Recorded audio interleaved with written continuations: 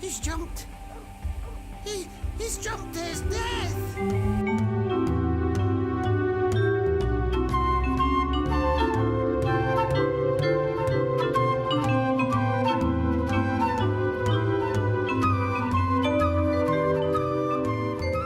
Hello everybody out there in YouTube land, Noodle here. Today we're back with the 39 steps, and we're gonna just keep carrying on from where we left off. I've actually played these next few parts already, and I recorded them already, but baby girl surprised me. I was just gonna get a new video card. I went to Fry's, which is our local electronics store, and I was gonna price them out, and we ended up walking away with a brand new computer, and I got me a fancy office chair, which is great. I really needed one of those. I got me a cool mouse pad, but I don't know where that is. I think that's still in her car. We picked up a printer. We got her some speakers. Like, we set ourselves up pretty well. So, unfortunately, a lot of the files that I had saved, I mean, all I did was compress the files I couldn't redo, and that was me and Strike's Resident Evil. I think I got like 3 more of those left.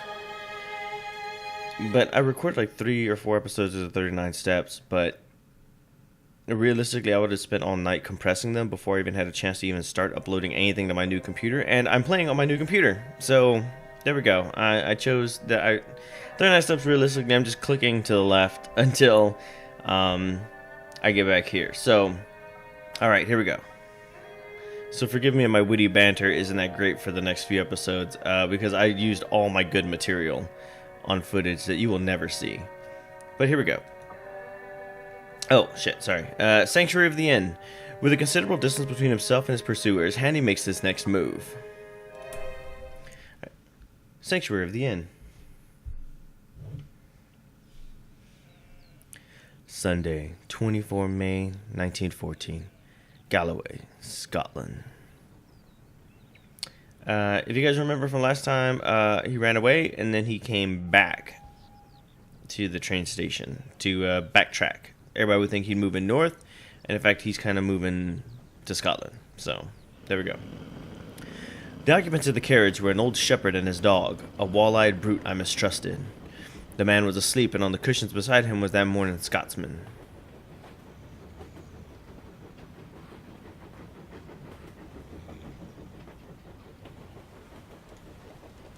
Alright, let's see. God. Oh, to God. Empire Day murder. Shocks London. Please question suspect. London, London, Sunday morning. Scotland Yard top officials have been called into action following the brutal slaying of a decorated British officer in an affluent apartment block in London, near Portland Place. The killing took place during last week's Empire Day celebrations. The as-yet unnamed man was discovered in the first-floor flat on Saturday morning by his valet, Mr. Paddock. Intriguingly, the victim was not in charge of the apartment, and the owner was not to be found. Even more intriguing is the arrest of a local milkman found whistling in the hallway of the apartment, a mere 5 minutes away from Oxford Street. Mr. Paddock sprang the alarm and had the young man arrested. Scotland Yard Commissioner Mr. McGillivray said his top officials were currently interviewing the suspect. Sorry. I gotta scroll down here.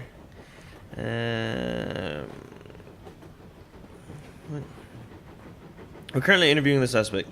This is one of the most horrendous murders we've seen in this part of London for some time. The fact that it happened on Empire Day just made the whole affair even more abhorrent. We will make sure that no stone's left unturned in bringing the killer to justice. Mr. Paddock had informed the police that the dead man's name was Sir Captain Digby of the 40th Gurkhas, and had been at the apartment for 4 days.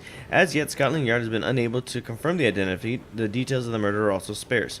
This is the second dead body to have been found in this very apartment block in the past week. Just 6 days earlier, an American businessman identified as Mr. Scott Canavan was found in his apartment having committed suicide.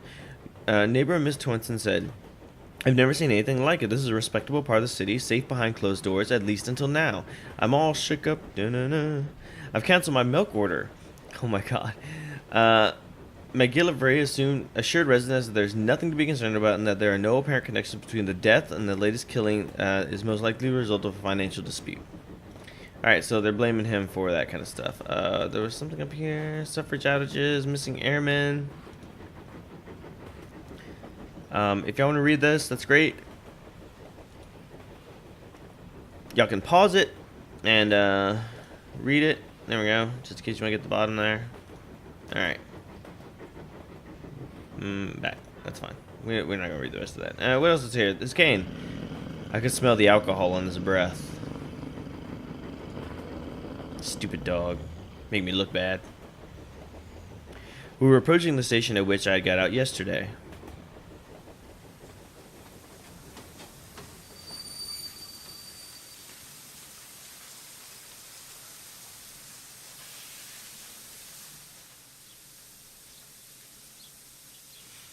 The potato digging station master had been gingered up into some activity, for the west-going train was waiting to let us pass. From it descended 3 men who were asking him questions. Ooh. Sitting well back in the shadow, I watched them carefully. 3 men. I suppose they had been the local police who had been stirred up by Scotland Yard and had traced me as far as this one-horse sighting. One of them had a book and took down notes. The old potato digger seemed to have turned peevish. The child who had collected my ticket was talking vehemently. Fuck that kid. All the party looked out across the moor where the wide road departed. I hoped that they were going to take up my tracks there.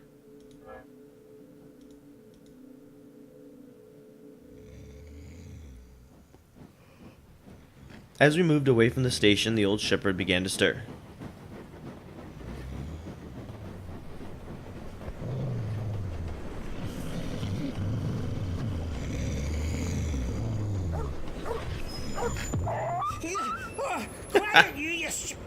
Where am I? Oh, where am I? You're on a train, travelling east towards Dumfries, in Scotland. Oh, that's what comes of being a teetotaler. I expressed my surprise that in him I should have met a blue ribbon stalwart. Oh, aye, but I'm a strong teetotaler. Aye, I took the pledge last Martinmas and I haven't touched a drop of whiskey since then. Not even a Hogmanay, though I was sair tempted. Oh, that's what I get. I heed better than hellfire and twine looking different ways for the Sabbath. What did it? Here, a drink they call brandy. Now, being a teetotaler, I keep it off the whiskey, but I was nipping all day this brandy, and I doubt I'll no be wheel for a fortnight. Ugh. My plan had been to get out at some station down the line, but the train suddenly gave me a better chance.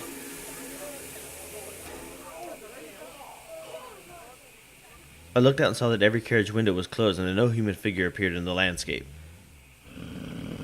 It's time to go, buddy. So I quickly dropped from the carriage. It would have been alright, but that infernal dog. And I would have gotten away with it too if it wasn't for the stupid shepherd and your dumb, stupid dog.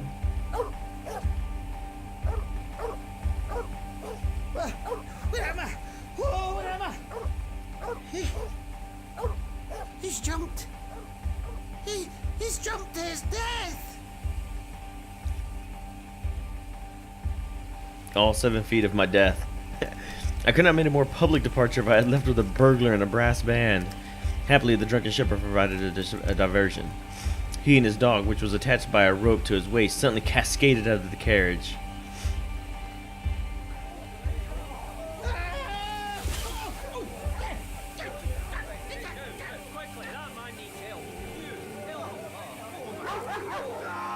That blasted dog just bit me.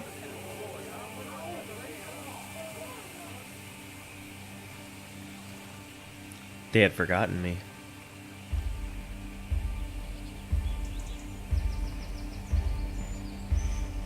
I looked back, but there was nothing in the landscape. For the first time, I felt the terror of the hunted on me. It was not the police I thought of, but the other folks who knew that I knew Scudler's secret and dared not let me live. I was certain that they would pursue me with the keenness and vigilance unknown to the British law, and that once their grip closed on me, I should find no mercy. Sorry if I keep yawning. It's like 2:20 in the morning, and normally I'm used to staying up all night, but I've actually had a pretty good sleeping schedule for a while, and yeah. The moon did not leave me until I had reached the rim of a mountain and flung myself panting on a ridge high above the young waters of the river. I said this in my last recording, and I'll say it now since you guys hadn't heard it, but whoever did the backgrounds to this, the painting-esque, it's amazing. I have eyes like a hawk, but I could see nothing moving the whole countryside. Then I looked into the blue May sky, and there I saw that which set my pulses racing. I was as certain as I had been told that the airplane was looking for me, and that it did not belong to the police. Those heather hills with no sort of cover from my enemies were in the sky. I must find a different kind of sanctuary. Collect the monoplane. Bloop. Put that motherfucker in my pocket. Pocket, pocket. I kept on words.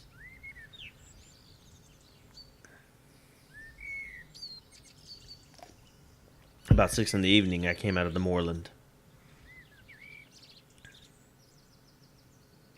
Oh, yes. Let's approach. Okay, I found out that down here, there's dots. Each of those dots is something I can click on. So, for example, one of the dots is this house here. Peat smoke and savory roast floated from the house. Okay, so I got one. So there's another one here somewhere, and it's actually here.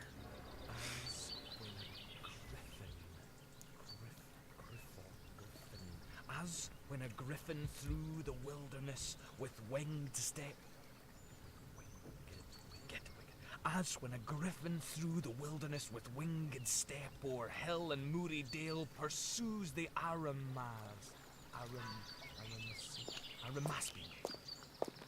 Good evening to you. It's a fine night for the road.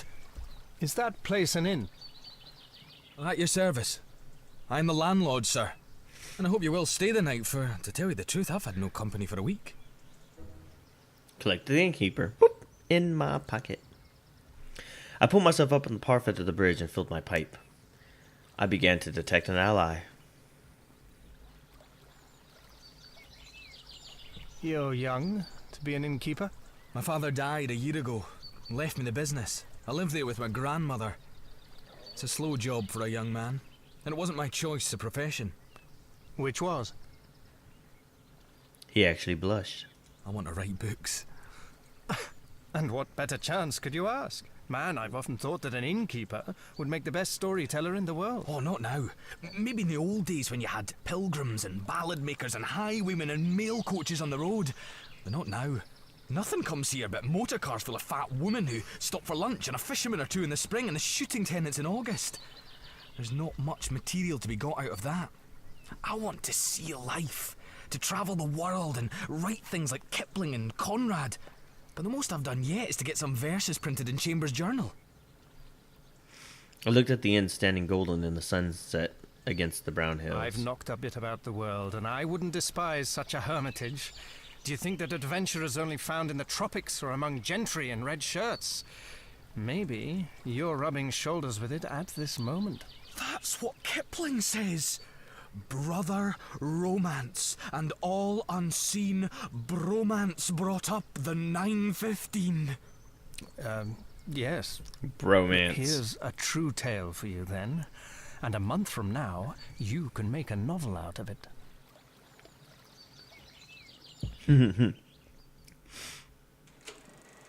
Oh, I love these little clips. A story of epic proportions. Mr. Richard Hadney was a successful mining magnate from the Kimberley, Australia. Then his luck changed and he ran into serious financial troubles. We're here for the money. I owe you nothing. Stab, stab. Oh shit. My hat.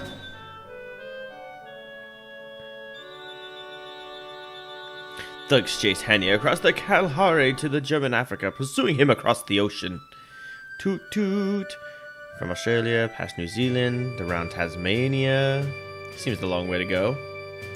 Across the Indian Ocean.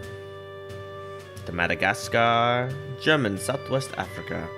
To where we go toot toot on a boat. Out that little side of German Southwest Africa into the Titanic.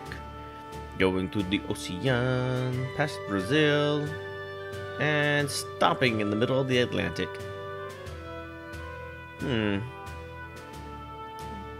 Oh! Stab, stab. No! Take my hat! He must go through lots of hats. He got away and fled to London. To the British Isles, right there where that little dot is blinking. But they tracked him down.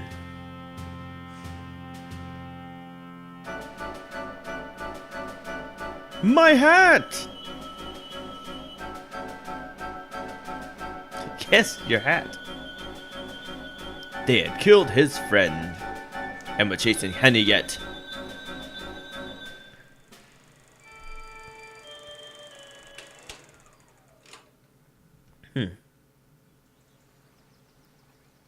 You're looking for adventure? Well, you found it here. The devils are after me and the police are after them. It's a race that I mean to win. By God! It's all pure Rider Haggard and Conan Doyle. You believe me? Of course I do. I believe everything out of the common. The only thing to distrust is the normal.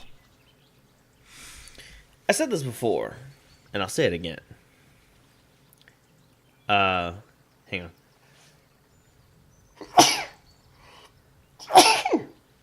Thank you if anybody was like, bless you, Noodle. Thank you. What he said there, I distrust the normal, but I take in, the uncommon or whatever. That's actually pretty wise words. The status quo, if you will, everything going peachy keen is normal. You should pretty much distrust it. There's always something going on, always. So, but yeah, take it as you will. He was very young, but he was the man for my money. I think they're off my track for the moment, but I must lie close for a couple of days. Can you take me in? He caught my elbow with his eagerness and drew me towards the house.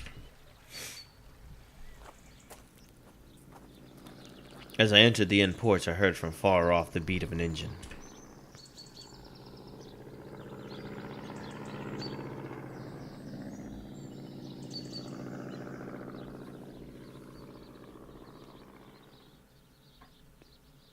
He gave me a room at the back of the house with a fine outlook over the plateau.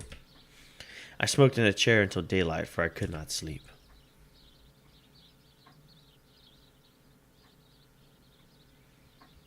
The next morning, I went some time to myself, so I invented a job for him. He had a motor bicycle, and I sent him off next morning for the daily paper, which usually arrived at the post in the late afternoon. I told him to keep his eyes skinned and to make note of any strange figures he saw, keeping a special sharp lookout for motors and airplanes. Or aeroplanes. Then I sat down in real earnest to Scudder's notebook. Alright, so let's do everything but look at the notebook. Let's look at this paper.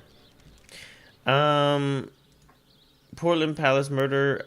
They basically say that Mr. Hanley murdered Captain Theophilus Digby. I like that name, Theophilus. If I had a son, I would have named him Theophilus. It's yeah, there you go. What's this? Yep, the suffragist tea outraged the Royal Scottish Academy. I can read that if y'all want to. Okay. I'll do this too. Okay. What else? I think that was it. Oh, yeah. Brancadesi Masson Varon Bradbeer.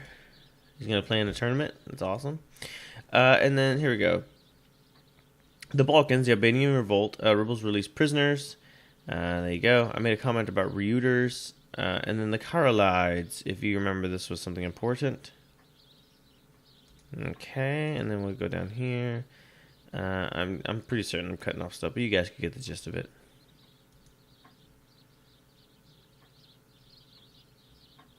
There you go. Yeah, I'm fairly certain nobody's going to pause it to read anything. So, all right. So there's 1. 2 is this cabinet here. There's absolutely nothing in here.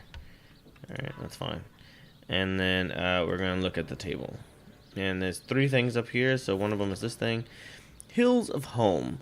I was born in the land of Scotland when the heather was turning to brown. I grew in the hills of Scotland and wanted to leave my town. I'm bored in the land of Scotland. Please take me away. These desolate plains of Scotland are not where I wish to stay. Oh my god. Chapter 1. What the innkeeper saw. Daniel woke to the sounds of hammering. Thump. The hammer did strike. Thump. The hammer pierced his brain again and again and again. The beam above his head creaked as the wind whistled around the small cottage. He heard his mother moving around the next room. His father would be at the river already, checking to see if the eggs had hatched. Donald liked to write. His words would transport him into different worlds and other lives, but for today he was stuck in his room. In his room. Awesome. I don't know what that means. Let's look at this. Dear Mr. Frassi, thanks for sending us your latest poem, Our Frozen Heart in Summer Days. We'd be delighted to publish your poem in the January issue of next year. We'll return the manuscript once it's been copied by record post. Sincerely yours, Edward Lithian, editor of Chambers Journal. I'm going to need to show text. The Frozen Heart in Summer Days. Last winter our chests were warm as homely fires burnt till dawn. The inn was filled with passing trade, a perfect home for travelers bade. The spring was pleasant, and new life did spring. We cooked up pheasant that my father brought in. But things did change as the sun arrived, but things did change as my father died. The place came empty, my thoughts then lost. The passing of life is the eternal cost. Oh, oops. There's still more. Now this summer our chests are cold, this inn no longer the place of old. My heart is frozen like the eternal look on my father's face as his life was took. But life goes on, I take over the business as my father's son. My dreams will hold, though never gone, my words have meaning, my father's son. That's all his poetry that he wrote, and I am a fan of poetry. I do like it quite a bit. Let us read all this McGillicuddy here. Okay, so we don't really know what anything of this stuff means. That's fine. We still need to find a cipher. There we go.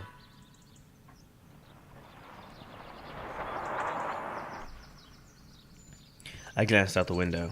There seemed to be 2 of them, men in equiscrotumous and tweed caps. I don't know what that means. One was slim, the other was sleek, and that was the most I could make of my reconnaissance.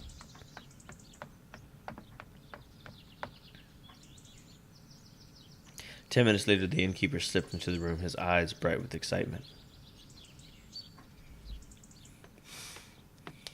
There's 2 chaps below looking for you. They're in the dining room having whiskies and sodas. They asked about you and said they'd hoped to meet you here. Oh, and they described you jolly well, down to your boots and shirt. I told them you'd been here last night and gone off on a motor bicycle this morning. And one of the chaps swore like a navvy.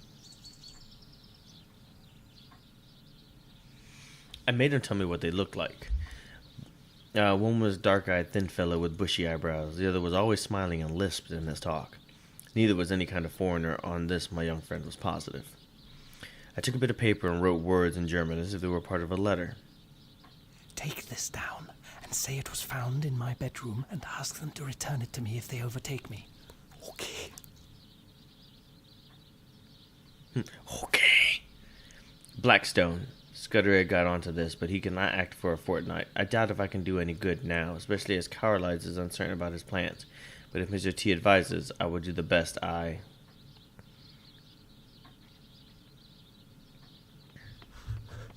Your paper woke them up. The dark fellow went as white as death and cursed like blazes. And the fat one whistled and looked ugly. They paid for their drinks with half a sovereign and wouldn't wait for change. Now, I'll tell you what I want you to do. Get on your bicycle and go off to Newton Stewart to the chief constable. Describe the 2 men and say you suspect them of having had something to do with the London murder. You can invent reasons. The 2 will come back, never fear. Not tonight, for they'll follow me 40 miles along the road, but first thing tomorrow morning. Tell the police to be here bright and early. He set off like a docile child while I worked at Scudler's notes. I had a sudden inspiration. Sudler had said Julius Shinzeki was the key to the Carolides business, and it occurred to me to try it on this cipher. It worked. The 5 letters of Julia gave me the position of the vowels. Shinzeki gave me the numerals for the principal's consonants. I know that's probably not Shinzeki. It's like Shinyeki or something like that. Whatever. Sue me. I scribbled that scheme on a bit of paper. In half an hour I was reading with the whitest face and fingers that drummed on the table. Awarded, sudden inspiration. Da da da da da da da da da. That evening we dined together out of common decency. I had to let him pump me for information. I gave him a lot of stuff about lion hunts and the Metabelli War, thinking all the while what a tame business these were compared to what I was engaged in. When he went to bed, again I sat up.